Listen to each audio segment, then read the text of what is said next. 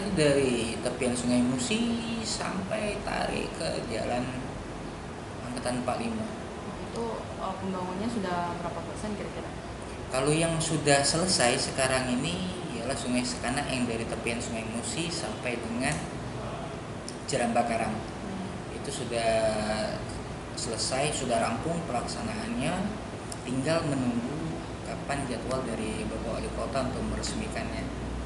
Walaupun belum diresmi ke baik, masyarakat sudah antusias untuk jingok, untuk datangi tempat wisata itu. Apalagi sudah diresmikan oleh Pak Wali. Ini Pak,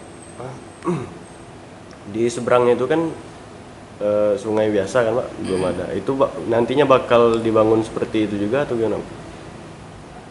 Jadi penataan Sungai Sekan ada namanya judulnya untuk restorasi sungai yang ada di pusat kota ini, namanya restorasi Sungai Sekanak dan Lambidaro sampai ke Gandus malahan, bukan cuman di IB2, bukan cuman di Bukit Kecil, bukan cuman di IT1, bukan cuman di IB1, tapi sampai ke Gandus akan ditarik aliran sungai ini, akan dibagusi. Cuman yang namanya pembangunan pasti akan memakan dana yang besar, bertahap. Jadi step pertama Sungai Sekanak yang dari tepian sungai sudah selesai.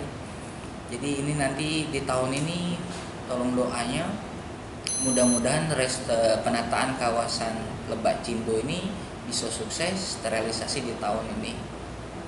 Jadi ada step-stepnya. Terkait program yang paling urgen sekarang, Cak Mano, kami Kecamatan Bukit Kecil dengan kawan-kawan di kelurahan itu mensukseskan program besar, hajat besar Pak Wali Kota, yaitu restorasi Sungai Sekanak Lambidaro. Karena apabila ini sukses terrealisasi, ini akan menjadi ikon baru bagi Kota Palembang, sehingga menarik wisatawan baik lokal maupun mancanegara untuk datang ke Kota Palembang ini. Memang sudah ada yang sudah selesai di sebelah kantor Wali Kota, tapi itu kan panjangnya Sungai Sekanak ini kan panjang. Sekarang ini lagi proses untuk yang namanya penataan kawasan Lebak Cindo. Itu ditarik dari radial dari SPBU yang lama, bekas SPBU itu, sampai dengan di belakang Hotel Santika di Kapten Aribai. Sekarang ini lagi proses mengenai lahan yang akan dibenahi. Kami juga mengharapkan masyarakat yang ada di sepanjang sempadan Sungai Sekanak dengan sukarela kita ikuti aturan yang ada. Karena memang yang namanya sepadan sungai, jarak 5 meter 7 meter itu memang harus clear dari bangunan. Di lapangan kemarin sesuai dengan instruksi Pak Sekda, aku sudah cek langsung ke lapangan, masih ada bangunan-bangunan yang belum dibongkar.